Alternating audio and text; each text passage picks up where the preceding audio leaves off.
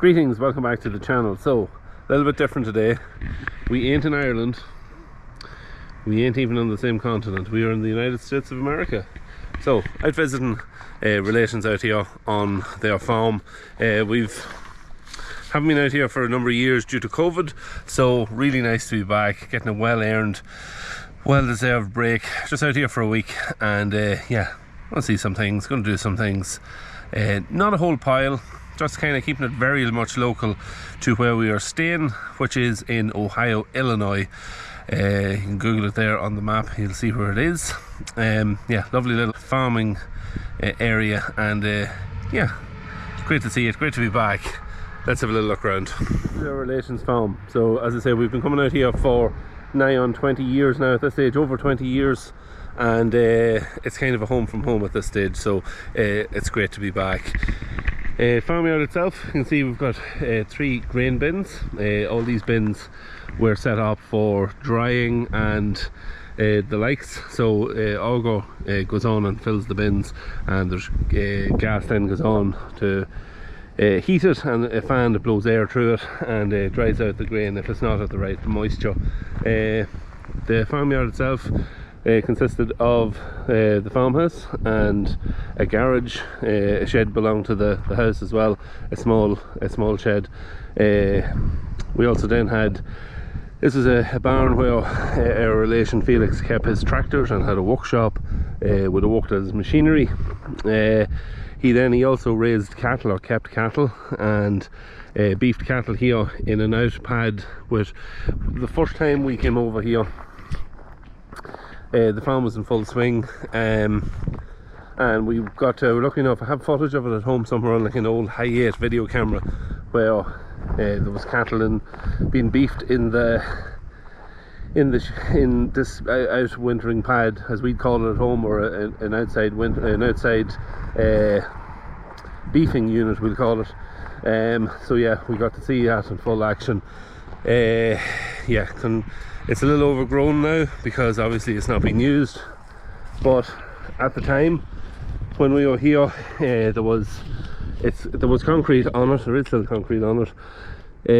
There was some feeding troughs in the middle, water troughs on the side. Cattle could get in over here, where they had access to hay, and yeah, just fully operational. And Felix would beef a certain number of cattle, sell them on, fill it again, beef it, and yeah, done a really good job on it. So unfortunately Felix died back in 2006.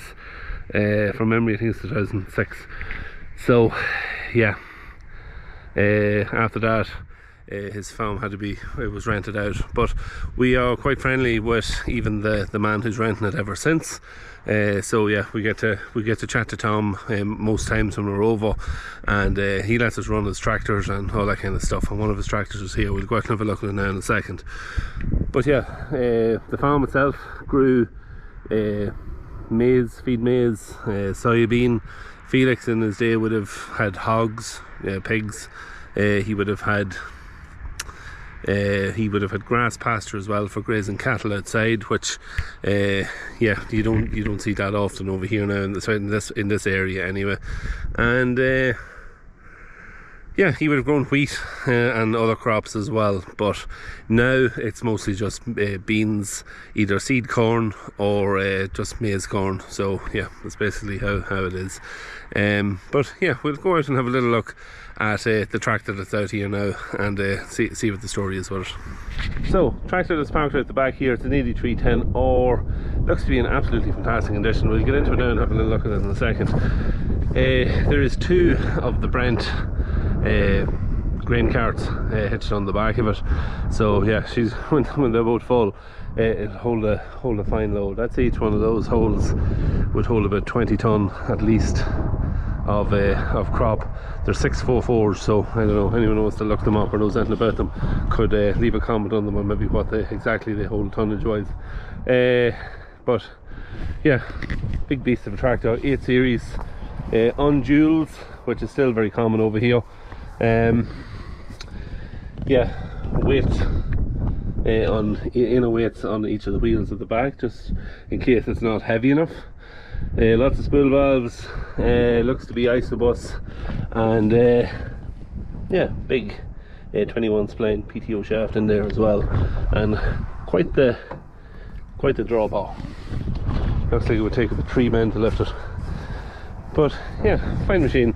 Let's get into it, have a little look at it and see is there much differences in it and our own tractor at home. Alright, so feeling quite comfortable in here already. Lovely big leather armchair style seat in it, which wouldn't mind having in the 6R now. It's really uncomfortable compared to it even. But yeah, big snout of a bonnet on it. Yeah, seems comfortable. Controls are all similar to the 6R. There is no dash. Everything's moved to the panel here, so it's been like this in the Adors for quite a while. But yeah, she's well kitted out. It's a different gearbox. It's like a power shift gearbox, I think, that's in this rather than auto power. It's got all your electrics, SCVs, yeah, auto steer and all that kind of stuff. So yeah, she's well kitted out. Looks like this tractor's used on the drill because there's marker modes and all that kind of stuff. Low tank warnings. So yeah, well, we see if it'll start. Try it now. 2,200 hours on it, so maybe that explains why it looks to be in such a good condition. Alright, let's turn the key and see what happens.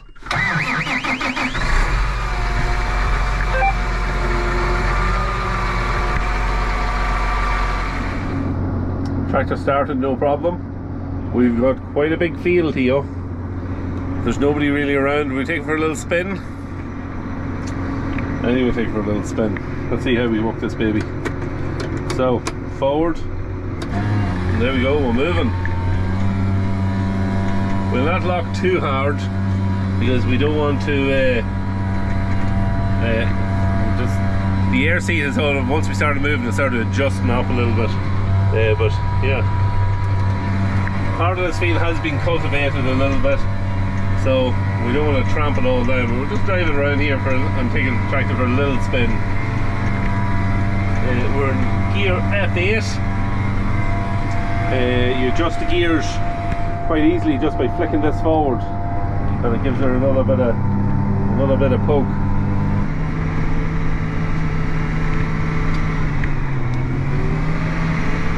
Oh, that's nice. Very comfortable. We'll not go too forward. We'll just take her back round and put her into position. I might take her for another little spin and get the drone up and try and get a little bit of drone footage over the next few days. The two Brent grain trailers follow quite nicely behind. So yeah, there's steering axles in both of them at the front, so kind of follows like a train almost. Wherever the tractor drives, they both drive, and yeah, it's kind of foolproof. But yeah, so we'll just pull it back up here. And we'll leave her somewhere in around there. Yeah, very nice. It's a little unusual looking with the narrow wheels on it and them set in so close. You know, they're set in right very close to the tractor itself. It'd look much better if they were dished out a bit and a set of wide wheels on it like what we got at home, and get rid of the jewels and put a nice set of, I don't know, maybe something around 800 tyres on the back of it, something nice and wide. She looked like a beast. But yeah, it's nice to drive. Some things have carried over into the new 6Rs, but yeah, these are a completely different beast. They're in a different power bracket. Yeah, so Tom will not mind me driving it. I've actually drove this tractor before. Tom has this tractor quite a while, and we've drove it on a few times before.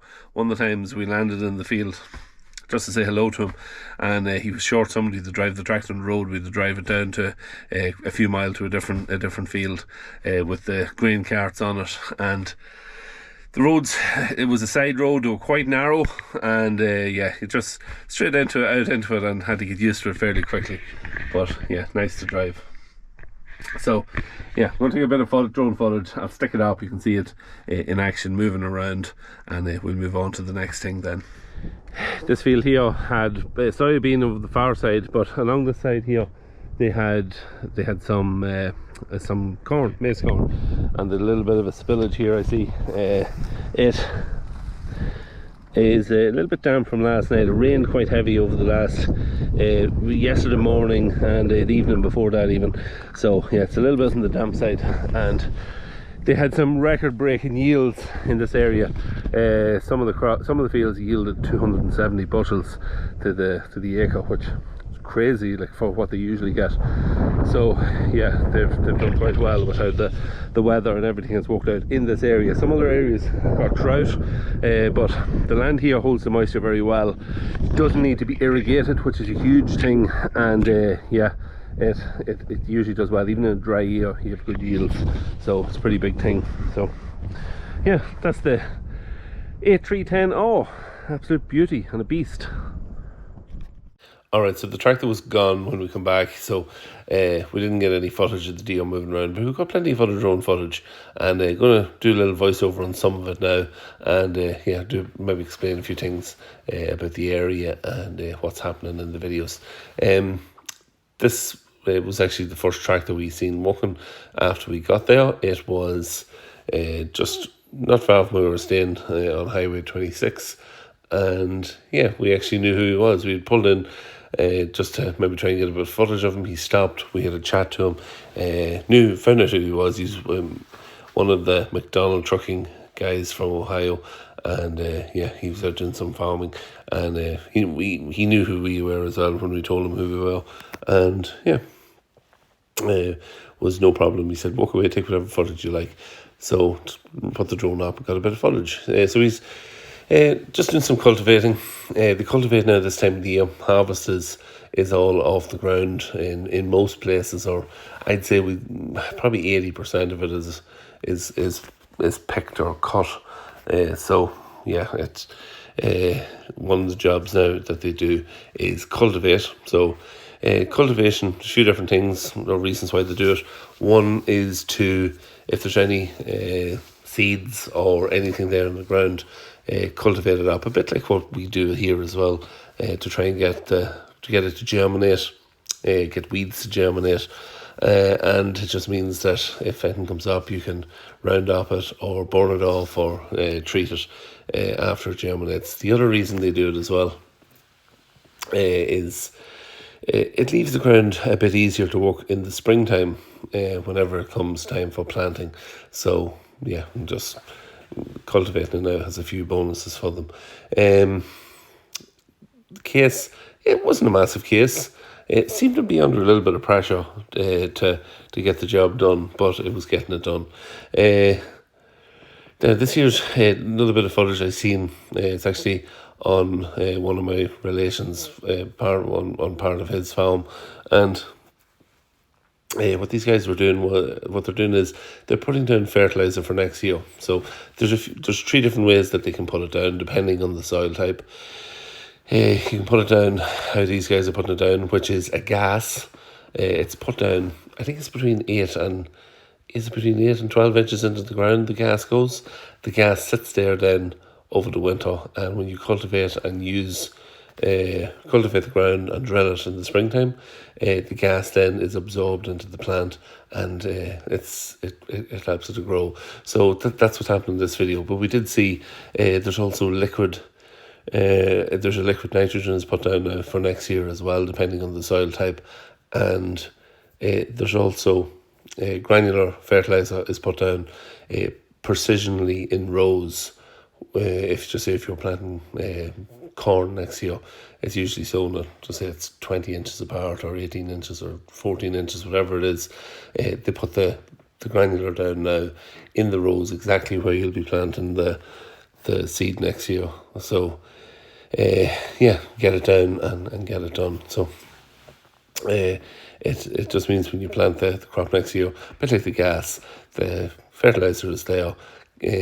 When the crop germinates and gets grown, it can use it up. It's usually, the granular, from memory, is usually like the P&K. That's what they're putting down at this stage. So yeah, a little bit of nice footage here, nighttime footage, and I just seen it happen. We seen it happening, pulled in, and got a bit of footage of it. Very large John Deere, all GPS, of course. So the fact that it's at night time, it made absolutely no difference to it. A wide, well, I don't know what you call it. I was going to say a drill, but it's for putting in the fertilizer. It's a wide outfit, and it was covering ground very fast. Like I only took a small amount of footage, and he, in the couple of runs up and down the field, he was moving across the field at a serious pace and knots. But yeah, you can see the sun was just setting in the background, and fantastic views. Weather was unbelievable, compared to here and what we had over the last month or so before we went. No comparison. They were going through a dry spell, so yeah, wish we could get that. Alright, so this is a little bit of footage I took right at the entrance into our relations farm.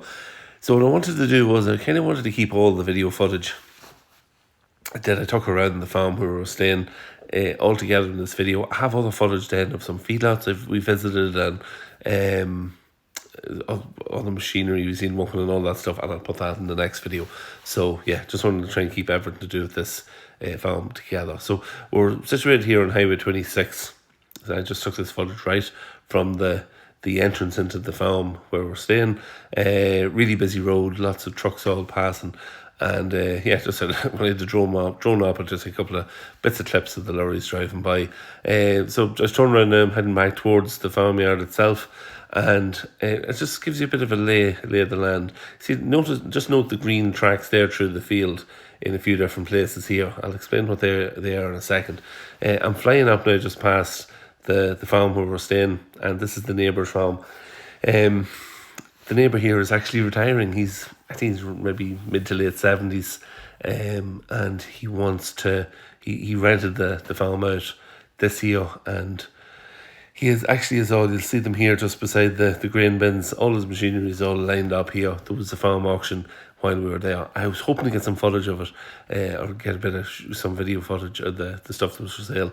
But we were up and looked at it. It was meant to get back up. Just run out of time, couldn't get done. So, yeah.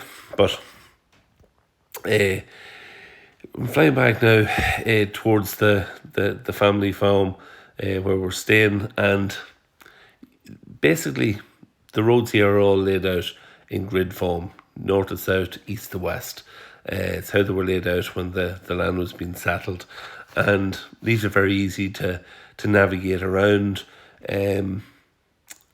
Crossroad to crossroad is usually a mile in each direction, which means that you've got somewhere in around 640 to 50 acres in each block. So that's basically the way it's all laid out.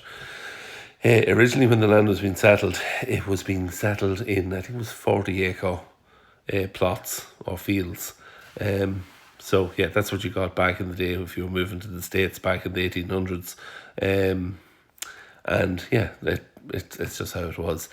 Those lines I was talking about through the field, you can see them in some places.